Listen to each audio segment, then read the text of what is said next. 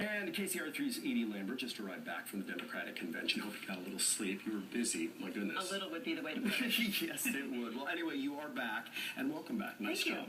Thank you. Yeah, it was fascinating to be there in person and really just enjoyable to witness what you know is history in the making, which you see at both conventions. And joining us live right now in our newsroom tonight to talk about the Democratic and Republican conventions and the countdown to November, Democratic strategist Ed Emerson and Republican analyst Kevin Eckery.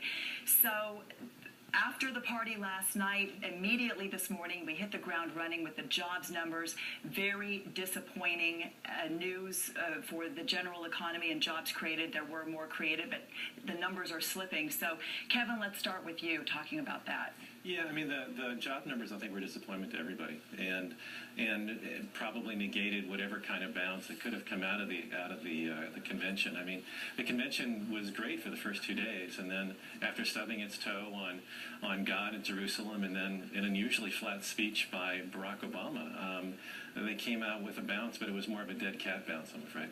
Yikes. Okay. Ed, before we go to you, let's listen to Mitt Romney talking about the job numbers as he was campaigning today in swing states. After the party last night, the hangover today, the jobs numbers were very disappointing. For almost every net new job created, approximately 4 people dropped out of the workforce. Seeing that kind of report is obviously disheartening to the American people who need work and are having a hard time finding work. Real incomes, real wages are also not rising. This is a tough time for the middle class in America. And numbers like this, sort of a gift to Mitt Romney, just as the Democratic Party has wrapped up their convention. Grasping at straws.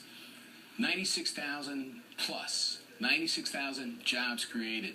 4.5 million jobs created since President Obama came in. We were shedding 800,000 jobs a month when he was first elected. You can find the gray cloud in every silver lining. I think 30 straight months of job growth, positive job growth. I think the president admitted in his speech the other night that there's work yet to be done. I think that you don't change horses in the middle of the stream. I think President Obama made a great case. I thought President Clinton made a wonderful case. President Obama is the sort of person and the sort of leader the country needs right now to create jobs. Yeah, but you know, one of the problems... Kevin, if I could step in really quick, we do want to go into a soundbite from Mitt Romney. Actually, this is from the Obama side now, and he's also been on the offensive talking about who can best right the economy. So let's listen to what Obama had to say about Mitt Romney's proposed tax cuts. No party has a monopoly on wisdom. No democracy works without compromise. I want to get this done, and we can get it done. But when Governor Romney and his friends in Congress tell us we can somehow lower our deficits by spending trillions more on new tax breaks for the wealthy, well, what Bill Clinton call it? You do the arithmetic. You do the math. All right, so Kevin, let's go to you now, and how do you add all this up? Well, I mean, I think that it's one of those issues where you go for the class conflict, faux populism, when you really don't have anything else to say.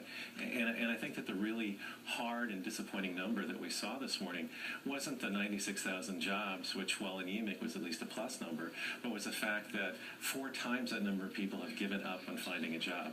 I mean, that's not a good sign for the president. That's just not a good sign at all. Ed? Well, I think the numbers for Romney are much more ominous. I think the numbers he should be concerned about are Ohio, Virginia, North Carolina, Michigan.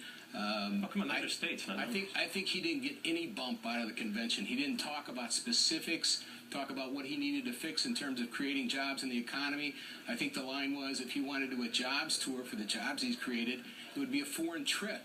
I don't think that Mitt Romney is the person who's established a case for himself to be the next leader of the free world. And we'll see if the Democrats end up with a bounce out of their convention.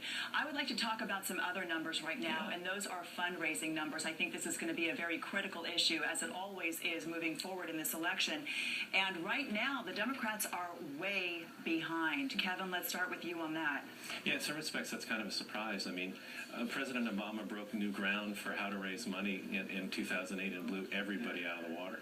But I think, like everything else, I mean, he's stuck with the infrastructure he put together in '08, and now it's been surpassed. And fundraising is a problem for him, but I think it's a problem because he had more business community support in '08 than he has now. It's sort of like the 3.5 years he's been there, the sort of the hope and change transmuted the other night into hope and faith, and now it's sort of a wing and a prayer. Yeah, exactly. And it's really a problem. So, Ed, is that the problem, or is the problem that the courts now have opened up fundraising and people can write checks to the Romney campaign for one donor said he plans to spend $100 million.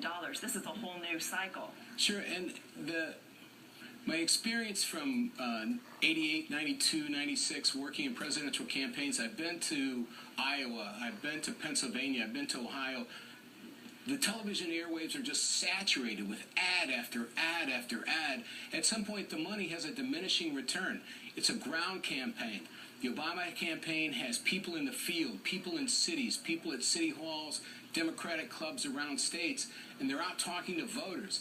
You can buy all the television advertising you like. You can tell all the lies that you want, but at some point, people tune out television that last couple of weeks, and I think that's when this election is going to break. Ed Emerson, Kevin Eckery, thank you both for your analysis tonight. Thanks, Edie. Welcome back. Thank you, Edie. Welcome back. Thank you. All right, yeah, and we want to